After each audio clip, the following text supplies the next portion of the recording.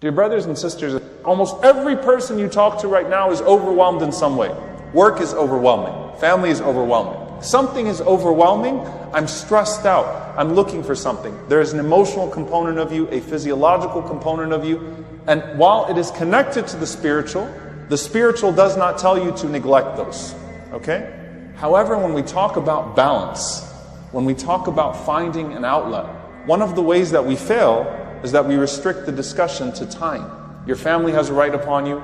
Yourself has a right upon you, so you need to give more time to your family. You need to give more time to yourself, which might be true. But the bal is not simply encompassed within time. Sometimes it's not about time, it's about the things that consume your thoughts and energy even with less time.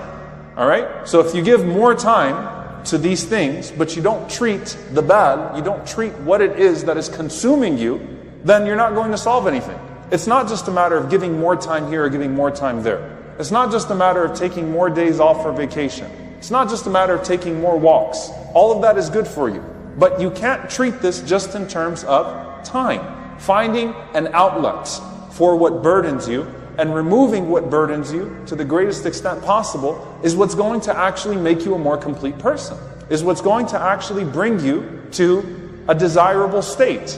One that gives you what you want in this life and one that gives you what you want in the next. And so when we talk about outlets for the soul and resting the soul, how do we approach this? To some, it's simply worship Allah subhanahu wa ta'ala more. And you know what? If your worship can become a source of relief, alhamdulillah. When worship is done best, it's not just a reward in the hereafter, it's relief in this world as well. I want to pray. I enjoy my prayer. Take me back to that prayer. Not just the dua to get me out of the situation. Dua in and of itself is an outlet with Allah subhanahu wa ta'ala. I complain of my sadness and my grief to Allah subhanahu wa ta'ala. I have those moments where I can release the valve and talk to Allah.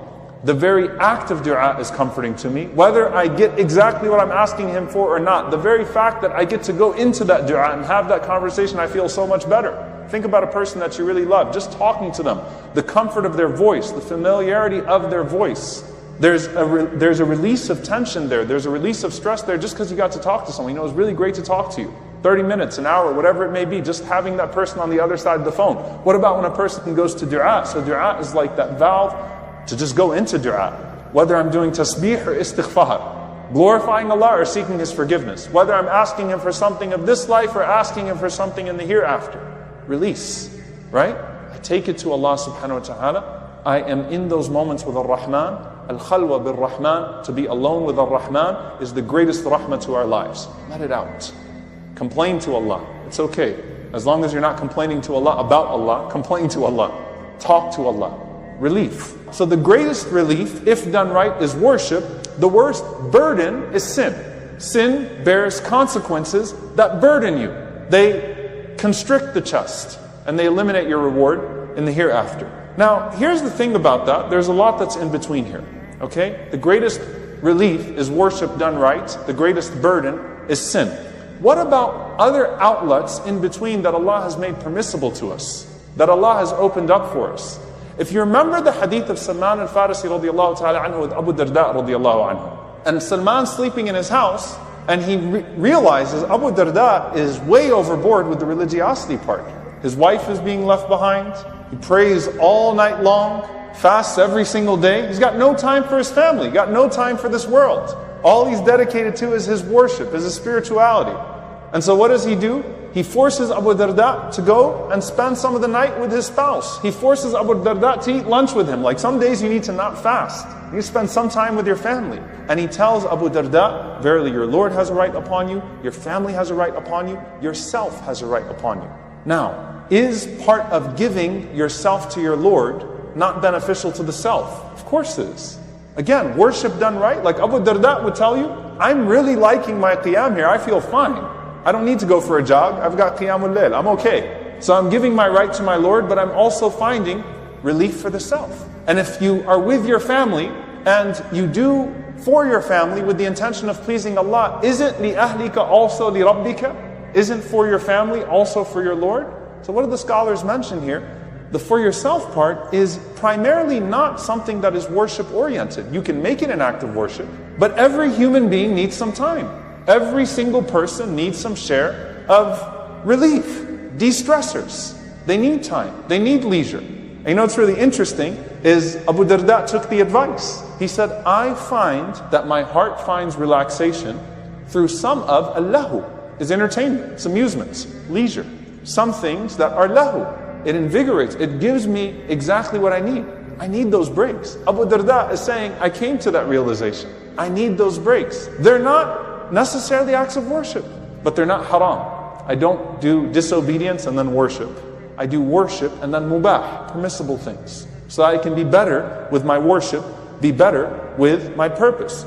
So that's one outlet that even the Sahaba, and the Sahaba that were known for being distinguished by their worship, are saying, you've got to have that in your life. Now, as the Imam al-Ghazali rahimahullah said, active leisure is better than passive leisure. So the Sahaba preferred the throwing of spears, the shooting of arrows, the swimming, the horseback riding. They preferred that because there was an ibadah in that as well that was better. Active leisure is better than passive leisure. And by the way, even when it comes to mental, emotional well-being, active leisure is usually better for you than passive leisure. However, even some of the passive leisure, sitting down, telling jokes, reciting poetry, they did that stuff. And they did it because it gave them an outlet. You need a break, you need a relief. Take a break, get that back, and then go right back into what you're doing. The Sahaba needed those things. However, when they got into passive leisure in particular, they did not stay there for longer than what they had intended to stay there with. Meaning what? As Al-Ghazali rahimahullah ta'ala mentions, that when they would recite poetry, they were mindful that they weren't going to miss their Qiyamul Layl in a night in poetry.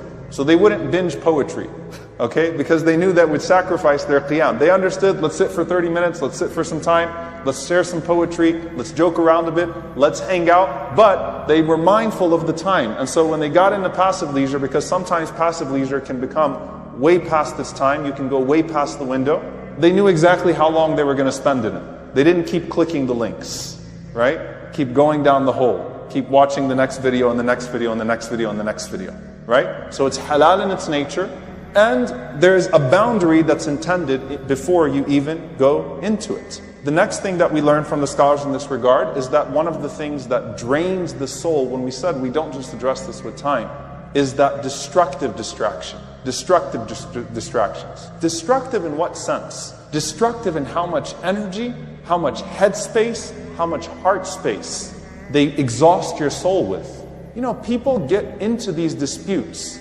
You lose sleep, you lose time, you lose energy, you don't enjoy your life anymore because all you're thinking about is the chess match. That's not just a distraction, it's a destructive distraction. Go to Hawaii, you're still going to have your phone and you're still going to be thinking about that. It's not going to do anything for you. Go into Taraweeh. Taraweeh is not going to solve your problem, maybe temporarily. You just have to cut it, right? I'm not going to let this exhaust myself anymore, exhaust my heart anymore. It no longer will find space here because it's taking a toll on me, even if I'm justified. But don't let it become so dominant in your life that it's all that occupies you. Keep it to the extent that you need to get justice. Khalas, move on. Find ways to get it out. For yourself, not just for the other person. And for the reward of relief of the soul in this life, not just for the great reward which is even mightier in the next. The solution to burnout, because many people complain about burnout. And honestly, we're all feeling it. I don't want to project it on you. I'm feeling it. A lot of people are feeling it, right? The solution to that burnout is not more vacation time. Because more vacation time from an unhealthy life is not going to solve the unhealthy nature of that life. Especially now with it being, diluted with everything that we take with us to our vacations that totally defeat the purpose of physically putting ourselves in a different place, right? It's not going to be as beneficial. Not to say that vacations aren't good. I love vacations and I'm sure you love vacations as well. But to say that it's not the solution, it's not the outlet, and it's not an excuse, and it's not in place of actually trying to find the daily habits, the weekly habits of healthy outlets with Allah subhanahu wa ta'ala, healthy balance with our worship, with our space, with our time, so that we could have a better bal, so we could have a better state internally as well as externally. And so I give you 7 things inshallah ta'ala to recap this. Number 1, avoid disobedience even when you're down. It's not a healthy outlet, it's only going to burden you more. Number 2, get rid of the destructive distractions that waste time, energy, head and heart space. The grudge is not worth it, the malice is not worth it. You get a greater reward in the next life and you get relief for the soul in this life. Number 3, active leisure is better than passive leisure when you have that choice. Number 4, if you're going to engage passive leisure, which you should sometimes, then discipline its time, not just keep it halal. Discipline your passive leisure. Number 5, bring remembrance, dhikr, into your silent and active moments when you can. Bring dhikr into your walk, bring dhikr into your time away, bring dhikr into your contemplation, into your relief, bring dhikr into your treadmill and into your working out. Bring it into your active, bring it into your passive when you can. Number 6, enjoy good company where you can that does not cause you to transgress the limits. Company of joy. The Sahaba used to take along some of the funnier companions when they would travel because they knew that they brought some relief on the journey. But they knew that when they're with those companions, they don't have to worry about backbiting and gossip and all the other stuff that's going to drag them into some of the other things. So have people with you, engage good company where you don't have to worry about transgressing the limits. Number 7, make worship your greatest relief. Arihna biha. Make worship your greatest form of relief. May Allah subhanahu wa ta'ala let that be such for us.